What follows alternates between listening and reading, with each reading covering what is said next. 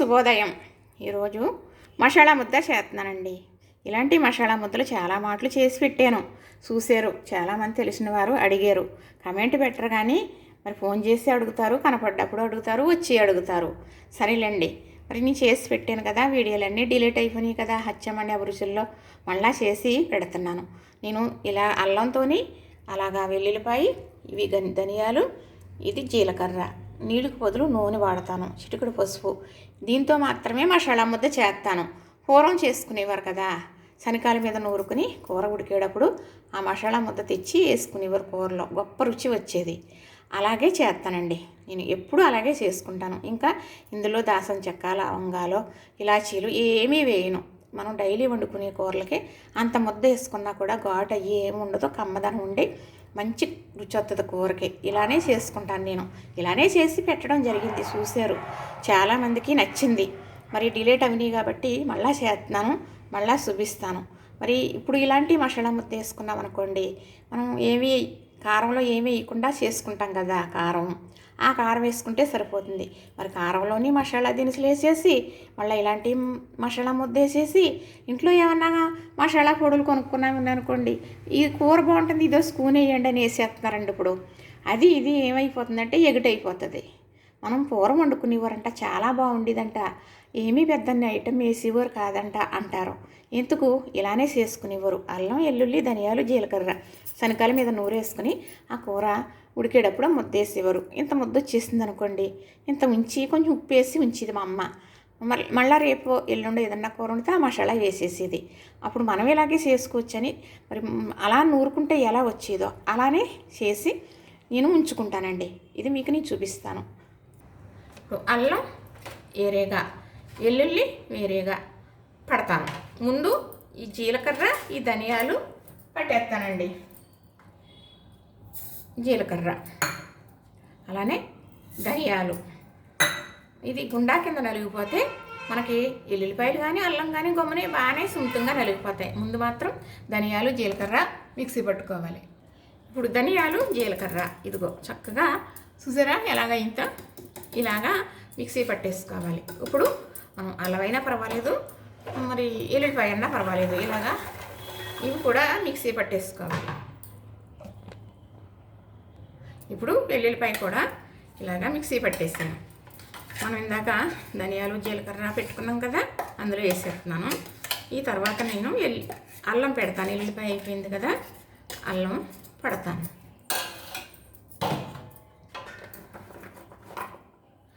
అల్లం 2 మాటల కింద వేయాలండి.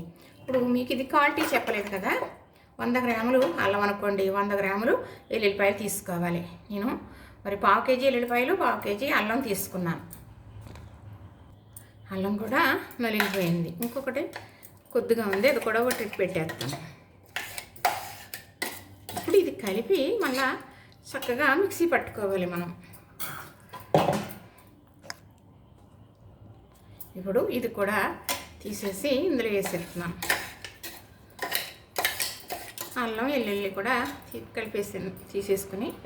కలిపేసుకున్నాం కదా, మిక్సీ పట్టేసుకుని ఇప్పుడు ఇది చక్కగా ఇలా కలిపేస్తానండి. ఇలా చేసుకున్న మసాలా ముద్ద వేసుకుంటే కూర చాలా బాగుంటుందండి.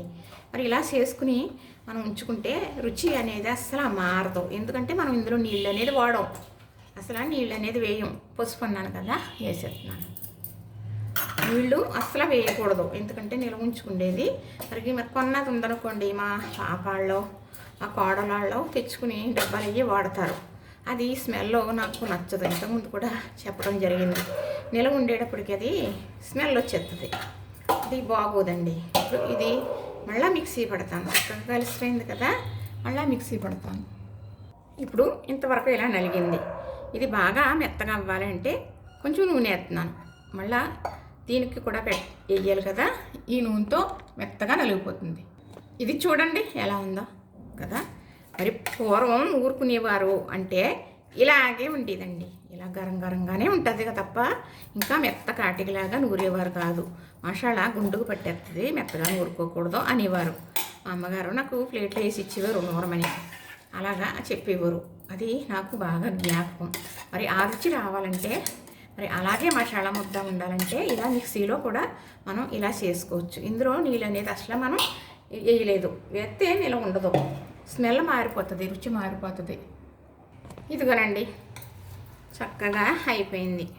నూరుకున్న మసాలా ముద్ద ఇలాగే ఉంటుందండి. ఇలాగా గేజ కోరుకుని చెబుతున్నాను, ఎందుకంటే ఈ రుచి తెలుసుకుంటారు, ఇలానే చేసుకుంటారు, ఎక్కువ ఘాట్లు తినకుండా ఉంటారని.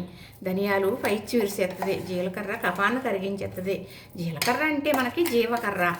జీలకర్ర లేదే ఏ వంటలోని కూడా తాలింపులో పులుసుల్లో ఎందులో అన్నా కూడా కొంచెం జీలకర్ర గుండా కూడా వేసుకుంటారు. ఇప్పుడు అన్ని స్పూన్లు వేసేసుకుంటున్నారండి. అలా కాదు, ఇలా చేసుకున్నారనుకో, ఇలాంటి మసాలా ఇది ఉందనుకోండి, చికెన్ వండినా, మటన్ వండినా, చేపల పులుసు పెట్టుకున్నా, మరి వంకాయ వండినా, బెండకాయ పులుసులు వేయమనుకోండి, మరి అరటికాయ ఇగురు వండినా, వంకాయ ఇగురు వండినా, ములక్కాయ ఇగురు వండినా, చిక్కుడుకాయ ఇగురు వండినా, బీరకాయ ఇంకా ఏదైతేనో చక్కగా ఇది మరి ఎంత అంటే కొంచెం ఎక్కువైనా కూడా కమ్మగా ఉంటుంది తప్ప ఇది ఘాట్ అయిపోయే పని ఉండదండి. ఏదన్నా నీసుకూరలకి ఇంత ముద్ద వేసుకున్నాం అనుకోండి, చక్కగా సరిపోతుంది. చూసారా, ఇది ఒక సీసాలో పెట్టేసుకుని మనం బయట ఉంచుకున్నా ఏమి అవ్వదు, స్మెల్ మారదు, రుచి మారదు, రంగు కూడా మారదు. చూసారా, ఇది ఈ మసాలా ముట్టుకుని ఆ స్మెల్ చూసుకున్నారనుకోండి, ఇంకా అది మసాలా వేసుకుని కూర వండుకోవటం మాట ఎలాగున్నా కానీ మరి అలా చేసుకోవాలి మసాలా అనుకుంటారంటే శనగకాయల మీద నూరి ఇవ్వడం కదా, చేతితోటి ఇలా తోసుకుంటూ ఆ స్మెల్ గుర్తుండిపోయిందండి. అదే స్మెల్ వస్తుంది. ఇది కూడా ఒక్కసారి ఇలా చేసుకున్నారనుకో, ఎప్పుడు ఇలానే చేసుకుంటారు. ఎక్కువ ఘాట్లు తినక్కర్లేదు. ఇలా తినవలసిన ఎల్లుల్లిపాయ ఆరోగ్యానికి మంచిదే, అల్లం కూడా మంచిదే, ధనియాలు పైచ్యం ఉండదన్నాను కదా, జీలకర్ర జీవకర్ర ఇవే కదా మనం వేసాం. ఇందులో ఉప్పు వేయలేదు, నీళ్లు వేయలేదు, సుమండి నిల్వ ఉండే ముద్ద కాబట్టి ఇది మసాలా ముద్ద. చక్కగా ఇలా చేసుకుని నేను ఉంచుకుంటాను. మరి ఏ కూరలు వండినా చుట్టాలు అయ్యి వచ్చారనుకోండి, గమ్మున అయిపోతుంది. లేదు అంటే నాకు 2 నెలలైనా వచ్చేస్తుందండి ఇది. చక్కగా మరి పావు కేజీ అర కేజీ అందులో ఇంకా వేసాం కాబట్టి 600 ఉంటుందండి ఇది.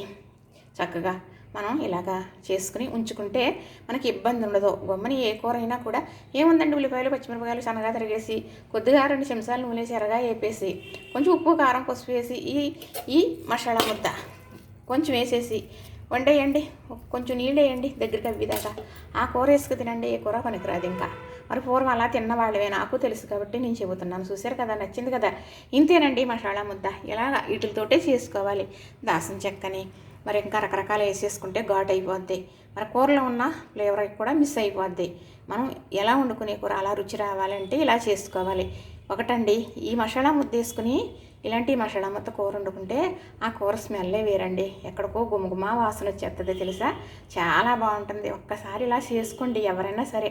నేను మన ఆరోగ్యం దృష్టిలో ఉంచుకుని చెబుతున్నాను. నేను చేసుకునేదే, పూర్వం చేసేది ఇప్పుడు మనం సులువుగా చేసుకోగలగటాన్ని మిక్సీలో కూడా చేసి చూపించడం జరుగుతుంది కదా. మరి పూర్వం నూరుకుని వేసుకునేవారు, సేమ్ టు సేమ్ ఇదే ముద్ద ఇదే ఐటమ్తో. అలా నేను మిక్సీలో సులువుగా చేసుకోవచ్చు మిక్సీలో మీరని. మరి మిక్సీలో చేసామనుకుంటే ఎక్కువ అయిపోద్ది, 4 రోజులు ఉంచుకుంటాం కదా, కొంత వేసుకుంటాం కదా. అలాగే అల్లం వెల్లుల్లి పేస్ట్ ఎలా చేసుకుంటాం కదా, ఇలా చేసుకుని ఉంచుకున్నారంటే చాలా బాగుంటుందండి. ఒక్కసారి అలా చేసుకుని చూడండి. లైక్ చేయండి, షేర్ చేయండి, సబ్స్క్రైబ్ చేయండి.